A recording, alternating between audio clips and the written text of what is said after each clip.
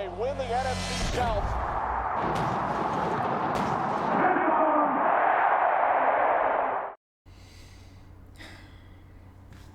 You know what the worst thing is about being a known fan of the Bucs or any team?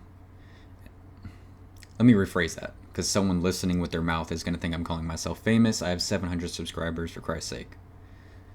Rephrasing that. The worst part of being a known fan throughout your family and your friend groups and people you work with, all that stuff, is just, it always seems everyone wants to talk to you about your team when they lose. Game's on primetime. Everyone's watching. Bucs lose. Phone. Dang, bro, what happened? It looks like they had it. Come on, man. What are the Bucs doing? They let it slip away. I lost my bet. Walk into work the next day. Seth, I saw what happened to the Bucs. What's going on? Seth, the Bucs lost. Are they going to be all right? Are they going to be good the rest of the season? Like, oh my God. Well, the Falcons didn't falcon. Am I still kind of bitter? Yeah. Do I still have a sick feeling to my stomach? Yeah. Am I still salty? Yeah. Am I still annoyed? Yeah. Do I still have a headache that I've had since 11:30 last night? Yeah. The Bucs had this game in their hands multiple times, and it gets ripped away. It's a sick loss ripped away from you. And despite all of that,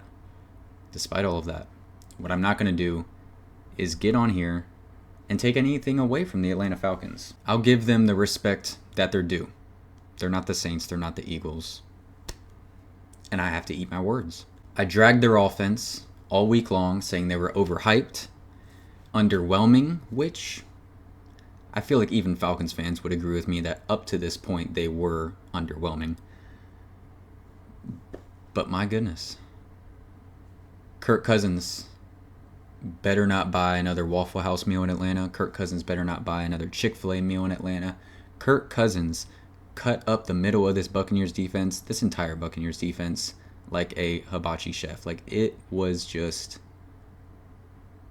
disgusting to watch. As the game goes on, you see the Bucs getting more tired. You see more injuries, and it never felt like the Bucs were going to ever consistently stop the Atlanta Falcons in this game. And you have to, once again, credit the Falcons. They took advantage of the matchup. It's the matchup that I said in my preview. The Bucs are weak down the middle. KJ Britt. He's what we're with right now. Levante David, he's going to do his thing. But his buddy in the middle there is solidified as KJ Britt right now. Servassier Dennis is out with injury. It's a significant one. He's going to be out extended time. It's KJ Britt. He played 93% of snaps last night. Todd Bowles had no thought, no plans of ever doing any substitutions with J.J. Russell or anyone, bringing in Tyke Smith and running dime instead of nickel. He had no plans, adjustments to fix that. KJ Britt is not a coverage linebacker. He is a run stuffer. He can plug up the A gap, B gap, tackle Bijan Robinson, tackle Tyler Algier. But cover Bijan Robinson, cover Kyle Pitts, it's just not happening. And we saw it last night. It just wasn't happening. If you have Antoine Winfield Jr. back there, first team All-Pro safety, you can kind of hide KJ Britt a little bit. We saw that last season when Antoine was healthy. Shoot, you have Whitehead back there. It won't be as bad, but even Whitehead went out later in that game. So you got two backup safeties, Levante David and then KJ Britt. Levante can't cover the entire middle of the field. And the entire middle of the field got taken advantage of all night long. Kirk Cousins. Let me pull this up. Video game numbers. 42 completions, 58 attempts, 509 yards, 4 touchdowns, 1 interception. He had 300 yards at halftime. Kirk Cousins has not looked like this, not even a resemblance of this all season. He plays this Bucs defense, yes, injured, and just shreds it.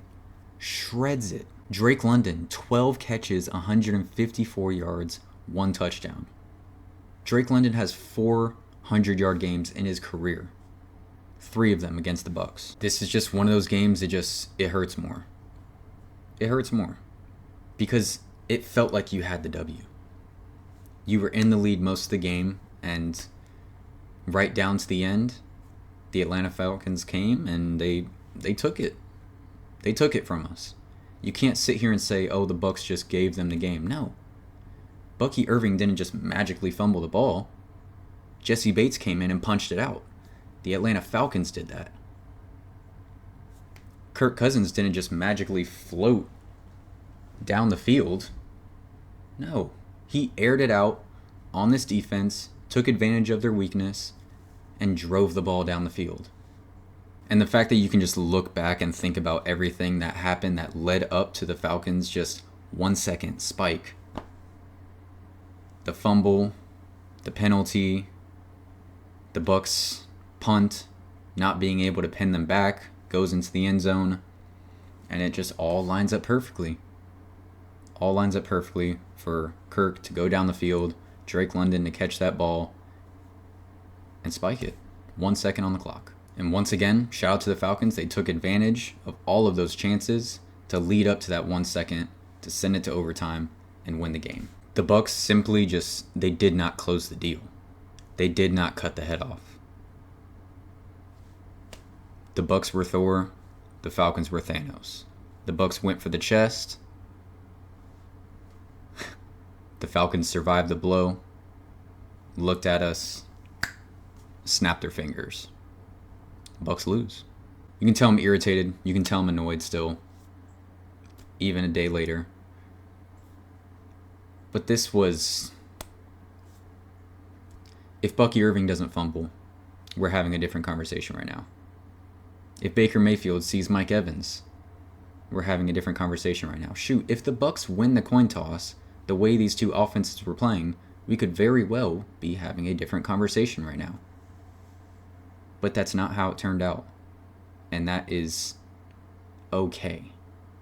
It's not what we want, but it's not the end of the world. The sky is not falling, ladies and gentlemen. And I'm seeing way too much penalty talk on social media right now. That's not why the Bucs lost. Did the referees miss a clear face mask that knocked the Bucs out of field goal range? Yes. Did Levante David get called for pass interference for bumping the receiver at the top of the route on a crucial third down and get called for PI, even though AJ Terrell did the same thing to Mike Evans earlier in the game and not get called for PI? Yes. But it is up to the Buccaneers to play 50 minutes of football before those penalties occurred so that the game's not in a point for those penalties to hurt you the way that they did. The Bucs defense gave up 36 points. The Bucs offense only put up 6 points in the second half, going more conservative. The Bucs didn't lose this game because of some penalties.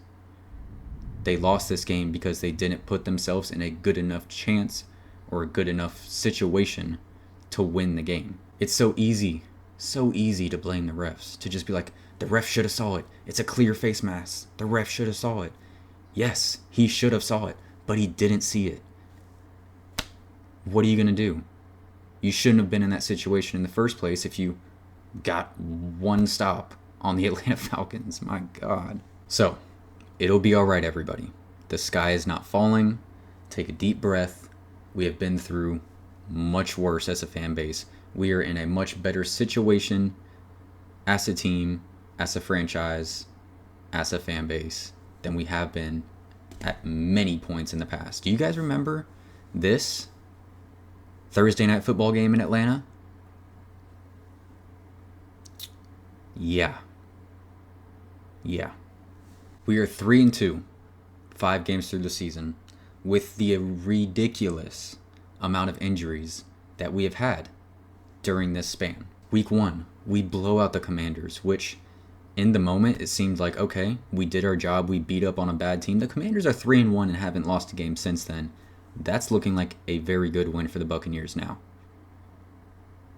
What happens that game, though? Injuries everywhere. Your second best offensive lineman hasn't played since then.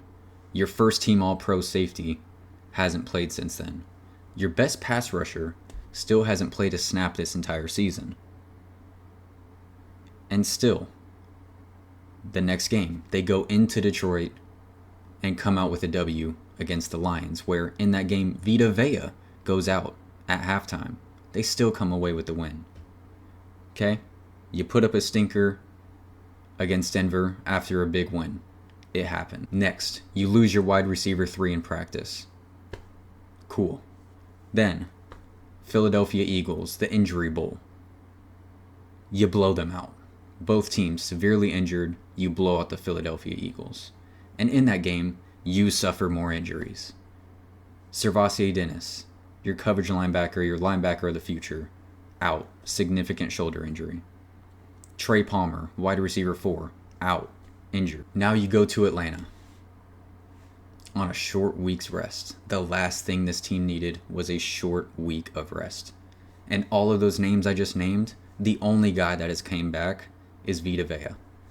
All of those names, the several names I just mentioned, are all still out. And then in this game, Whitehead goes out with injury, didn't return. Yaya Diaby gets banged up. Levante David gets banged up.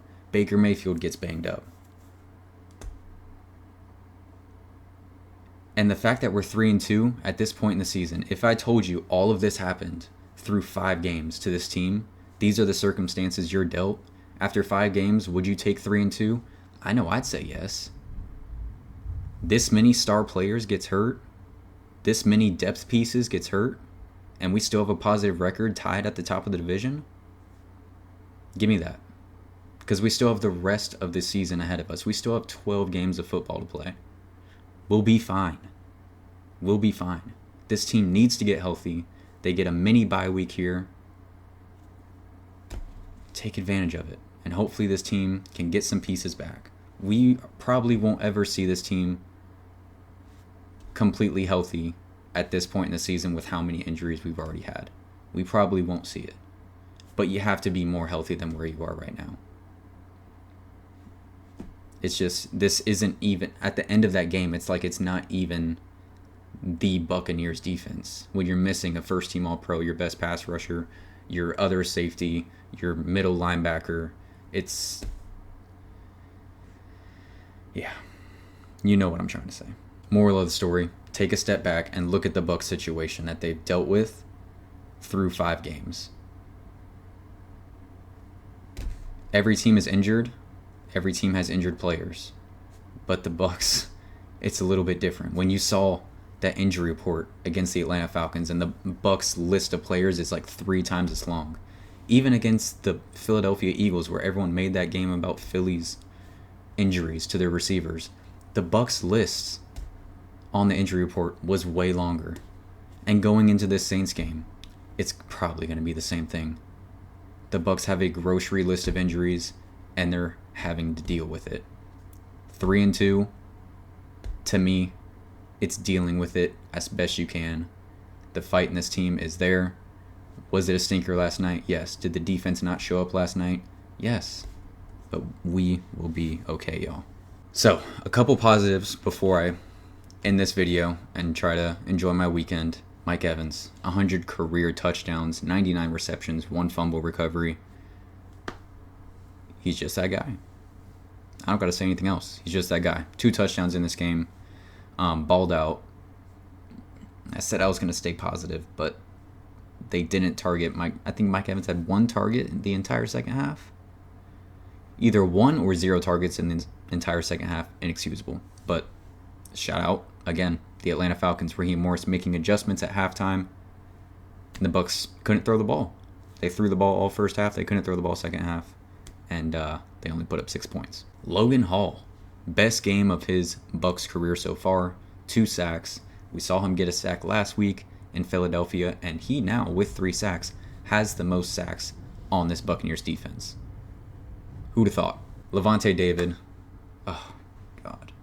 I wanted that interception to be the dagger and to be the you should have went for the head so badly.